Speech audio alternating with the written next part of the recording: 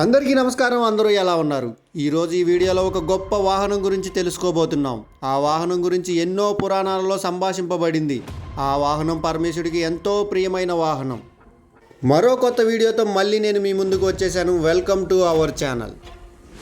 నందీశ్వరుడు ఆ శివుడికి ప్రియమైన వాహనం మాత్రమే కాకుండా ఒక భగవంతుడిగా కూడా చూస్తారు.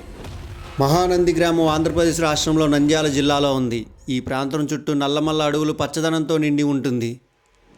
శ్రీశైలంకి దగ్గరగా ఉండే ఈ ప్రాంతం మనకు ప్రకృతి అందాలను, పవిత్రతను, ఆధ్యాత్మికతతో మంత్రముగ్ధుల్ని చేస్తుంది.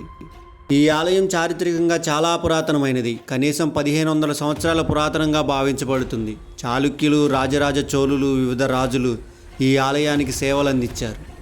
మన పురాణాల ప్రకారం నంది ఒకటి కాదు 9 నందులు ఉన్నాయి అని చెప్పి తెలియజేయబడుతుంది. ఇక్కడ నంది ఆ పరమేశ్వరుడి దిశగా కాకుండా భక్తుల వైపు తిరిగి ఉంటుంది. ఇది చాలా అరుదైన అంశం.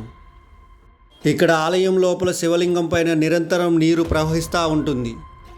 చివరగా నేను చెప్పొచ్చేది ఏమిటంటే, గురువుగారు శ్రీ చాగంటి కోటేశ్వరరావు గారి మాటల ప్రకారం ఎంత ఎండ కాసినా, ఎంత వాన పడినా, ఎన్ని పుడుగులు పడినా, మన అజ్ఞానంతో దీపం ఆయన తోక దగ్గర పెట్టిన, అరటిపండు ఒలిచి ఆయన మూతికి రాసిన, ఆయన మటుకు ఆ పరమేశ్వరుడి మీద ఉన్న చూపు ఏమాత్రం కదిలించరు. అంతటి విశేషాలను స్వయంగా దర్శనం చేసుకుంటే కానీ అనుభూతి చెందలేం. మన అందరికీ మహానంది దర్శనం కలగాలని కోరుకుంటున్నాను.